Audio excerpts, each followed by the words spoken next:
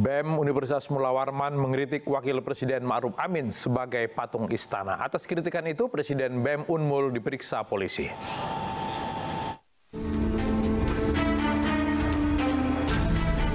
Presiden Badan Eksekutif Mahasiswa Universitas Mula Warman Abdul Muhammad Rahim dipanggil polisi usai mengkritik Wakil Presiden Indonesia Ma'ruf Amin.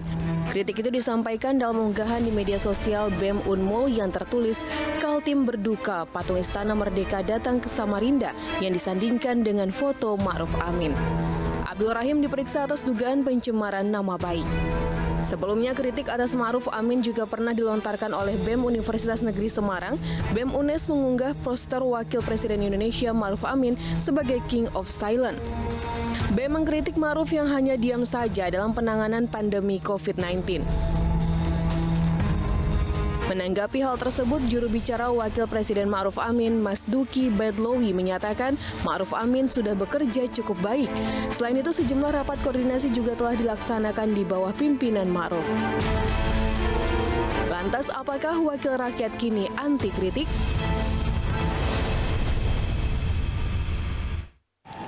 Kita langsung berbincang dengan Presiden BEM Universitas Mula Warman Abdul Muhammad Rahim. Rahim, selamat malam. Ya, selamat malam, Bang. Ya, jadi diperiksa polisi itu kapan? Kalau berdasarkan surat yang diberikan ke kita, itu sebenarnya pemeriksaannya di hari Rabu. Ya. Nah, tapi saya sudah berkonsultasi dengan tim advokat LKBH Fakultas Hukum Universitas Mula Warman. Beliau berkoordinasi dengan pihak kepolisian dan akhirnya pemeriksaan itu ditunda di hari Jumat jam 10 pagi. Oke. Jadi besok. Akan datang? Untuk sejauh ini, saya masih berkoordinasi dengan LKBH. LKBH berkoordinasi dengan pihak kepolisian. Kalau nanti kesepakatannya pemanggilan itu tetap dilakukan, saya akan hadir. Oke. Kapan kritik ini Rahim sampaikan dan kenapa memilih kritikan seperti itu? Ya, baik. Kritikan itu kami sampaikan pada tanggal 2 November. Pada saat Wakil Presiden Republik Indonesia datang ke Samarinda. Lalu kemudian kenapa kami melakukan itu? Jadi adalah hal yang sah-sah saja atau bahkan wajib bagi seorang mahasiswa terkhusus BEM untuk mengkritisi setiap kebijakan ataupun hal-hal yang dilakukan oleh pemerintah. Nah, kebetulan Pak Ma'ruf Amin datang ke Samarinda. Kami memberikan bentuk penyambutan yang biasanya dilakukan oleh mahasiswa, yaitu kami lakukan aksi demonstrasi untuk menyambut Wakil Presiden Republik Indonesia. Nah, namun yang menjadi permasalahan adalah seruan aksi kami yang diposting di Instagram BEM Unmul itu ada diksi yang dipermasalahkan oleh publik. Nah, kata-kata yang menjadi permasalahan di dalamnya adalah yang pertama, Kaltim berduka. Nah, jadi maksud kami, Kaltim berduka ini adalah kami ingin menginformasikan dan menyampaikan kepada Wakil Presiden Republik Indonesia bahwa Kalimantan Timur lagi dan lagi dalam keadaan yang berduka. Karena ada lagi yang meninggal di lubang tambang. Totalnya sudah 40, Bang. Iya. Jadi sebetulnya Kaltim berduka itu adalah penunjukan kepada Wakil Presiden bahwa di sana sedang berduka. Tapi kemudian ada kata patung istana. Patung istana itu ada di dalam flyer yang sama dengan Kaltim berduka atau di lembar yang lain? Ya, benar, Bang. Jadi terkait masalah Kaltim berduka tadi, demikian penjelasannya. Ya. Lalu kemudian kalau patung istana itu di dalam satu flyer yang sama. Nah, maksud dari patung ini adalah kami ingin menggambarkan kinerjanya Wakil Presiden yang menurut kami kurang maksimal, tidak menunjukkan kinerja yang signifikan. Nah, kami menggunakan gaya bahasa metafora yang menjadikan ini sebagai perumpamaan kinerjanya Wakil Presiden yang tidak maksimal. Tapi metafora itu disampaikan justru ketika Wakil Presiden sedang mengerjakan tugas datang ke Kalimantan Timur. Kenapa kemudian tetap memilih metafora itu? Nah, karena sejauh ini ya yang kami lihat dan kami rasakan kinerjanya memang masih minim. Mungkin juru bicara Wakil Presiden ya Pak Mas Duki telah mengatakan bahwa beliau telah jungkir balik ke sana ke sini gitu. Ya mungkin memang benar. Beliau mendatangi berbagai wilayah untuk kunjungan kerja. Nah, namun yang dikerjakan hanya adalah acara seremonial belaka. Kalau kita berbicara tentang dia datang ke Samarinda, kami ingin beliau melihat masalah yang ada di Kalimantan Timur dan menyelesaikannya. Oke. Baik, Rahim bersama kita bergabung juga analis politik yang juga dosen di Universitas Islam Negeri Jakarta, Adi Prayitno. Mas Adi, selamat malam. Selamat malam Bang Latif. Ya. Selamat malam Mas Rohim. Tadi mungkin Mas Adi sudah mengikuti perbincangan saya dengan Rohim ya. Rohim merasa bahwa sebagai mahasiswa tentu saja bisa mengkritik siapapun. Tapi kritik yang dipakai oleh mahasiswa dengan metafora menyebut seorang wakil presiden patung istana itu masih dalam batas kewajaran atau bagaimana Mas Adi? Saya ingin komentar 3 hal ya Bang Latif. Pertama, statement dari BEM ini sebagai bentuk akumulasi dari kekecewaan terhadap kinerja pemerintahan Jokowi dan Ma'ruf Amin selama 2 tahun belakangan ini ya. Jadi perbaikan ekonomi, kemudian performa kinerja kabinet dan seterusnya, itu kan dinilai oleh mahasiswa memang mendapatkan rapot merah. BEM ini kemudian sebenarnya melengkapi catatan buruk yang kemudian diberikan oleh BEM yang lain. Ya, BEM UI, ada BEM UGM, terus BEM SI, dan seterusnya. Yang kedua yang ingin saya tanggapi, mahasiswa itu seringkali menggunakan statement-statement yang hiperbolis. Ini tentu sebagai upaya untuk menyampaikan pesan politiknya supaya viral dan agak gampang dipahami oleh publik. Misalnya kenapa disebut sebagai patung istana? Tentu kan sebenarnya ingin menegaskan satu hal bahwa selama ini Wapres memang tidak terlampau perform, tidak terlampau banyak kelihatan misalnya akselerasi politiknya terkait dengan isu-isu strategis di negara ini. Jikapun mungkin muncul kira-kira begitu, Wapres ini kan sedikit banyak hanya bicara soal isu-isu keislaman ataupun isu-isu yang berkaitan dengan syariah, tentang MUI, tentang NU, ataupun misalnya ikatan UMKM yang berbasiskan syariah dan seterusnya. Itu yang kemudian tampak. Mahasiswa ini kan ekspektasinya besar. Mereka berharap bahwa Wapres ini juga bicara tentang bagaimana recovery ekonomi. Tidak melulu misalnya hanya dijabat ataupun dibicarakan oleh Menko Ekonomi ataupun Pak Luhut. Tapi juga Wapres ini bicara tentang banyak isu yang kemudian menjadi concern publik di negara ini.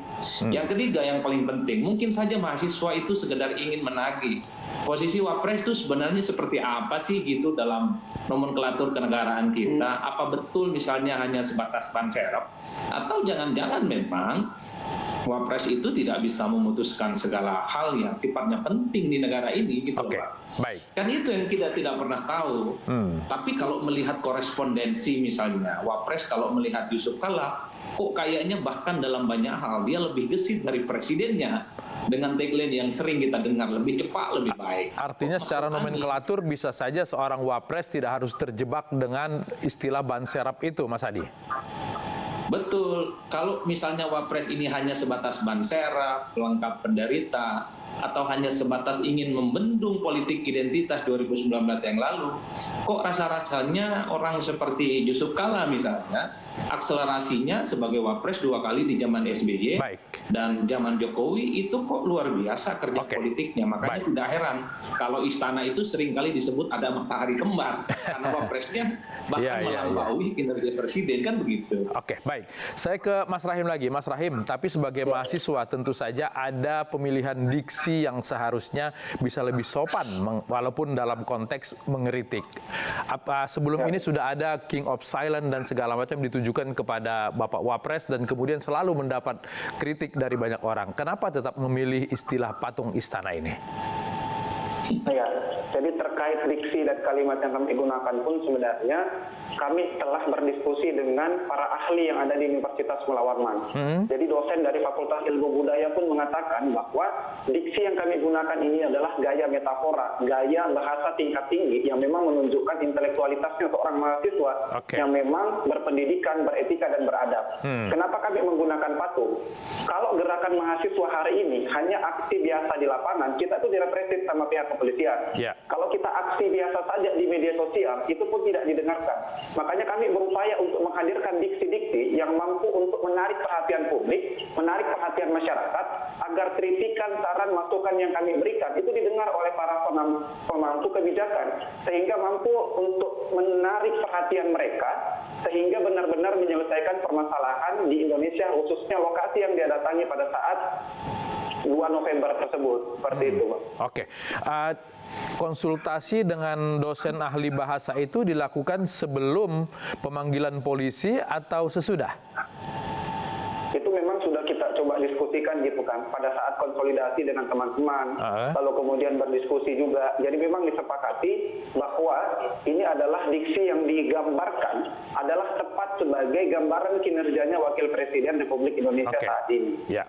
Baik, kembali ke Mas Adi. Mas Adi, ketika kemudian ada pemanggilan polisi, orang kemudian banyak membela mahasiswa. Bagaimana ke depan cara-cara kita mengkritik para pimpinan kita supaya kemudian tidak terjebak dalam hal-hal ketidaksopanan misalnya? Kalau saya sih memahami bahasa jalanan itu tidak bisa ilmiah, Bang. Nggak bisa kemudian misalnya dipaksa itu sesuai dengan standar etika tertentu. Bahasa jalanan itu seringkali sarkastis, bombastis, bahkan dalam banyak hal memang ngata-ngatain. Prinsipnya satu, hanya mahasiswa lah yang paling benar di dunia ini, yang lain salah. Itu prinsip mahasiswa. Nah, kalau ada tiba-tiba mahasiswa memuji Ma'ruf Amin, memuji Jokowi, tentu itu tidak viral. Itu bahkan dianggap sebagai sebuah piaraan yang kemudian tonsnya tidak mendapatkan respon positif.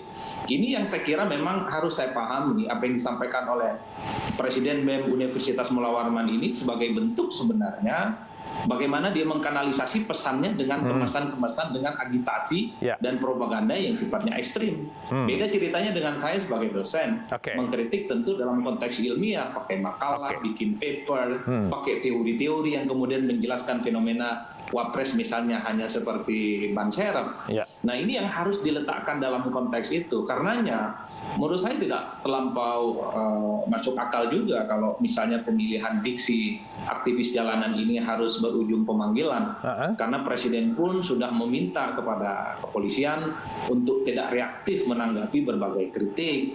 Tentu ini sebagai antisipasi supaya indeks demokrasi kita tidak terjun bebas, Bang Latif. Karena persepsi indeks demokrasi kita kan selama 20 tahun terakhir kan memang terburuk, terutama terkait dengan freedom of speech, di mana orang merasa takut untuk mengkritik kekuasaan saat ini karena ada undang-undang ITE sedikit dilaporkan misalnya, dan seterusnya dan seterusnya.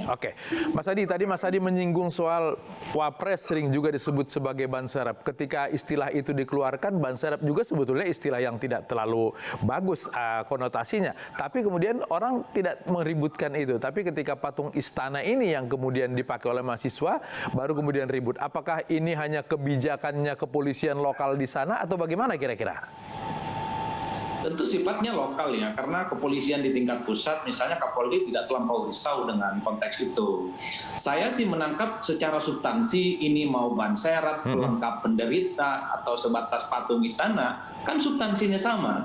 Ada istilah dalam bahasa Arab yang disebut dengan la yamutu wa la yahya, tidak hidup, tidak mati. Ada, tapi terkesan tidak ada gitu loh Bang Latif.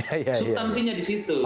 Tapi memang begitu banyak orang pejabat di negara ini yang begitu alergi dengan kasa-kasa yang sifatnya sarkastis karena memaknai kekuasaan politik, karena memaknai pejabat itu adalah suatu hal yang suci, tidak boleh dilabeli dengan statement yang dianggap buruk dan merusak itu. Jadi wajar kalau ada pemanggilan yang ditanya tentang apa sih patung istana itu, pada situ saja sebenarnya. Pasti. Baik. Saya ke Rohim lagi. Rohim, beberapa waktu yang lalu kita juga berbincang dengan seorang pejabat dari istana terkait dengan unjuk rasa yang terjadi. Pejabat tersebut sering menyatakan bahwa mahasiswa ini sebagai seorang intelektual seharusnya juga memberikan data. Kalau ternyata kemudian ada nanti yang mengajak diskusi tentang memberikan data itu, bagaimana Rahim? Ya, kalau terkait data memang sejauh ini kita juga sudah menyampaikan beberapa alasan kenapa kami mengatakan kinerja beliau digambarkan sebagai patung.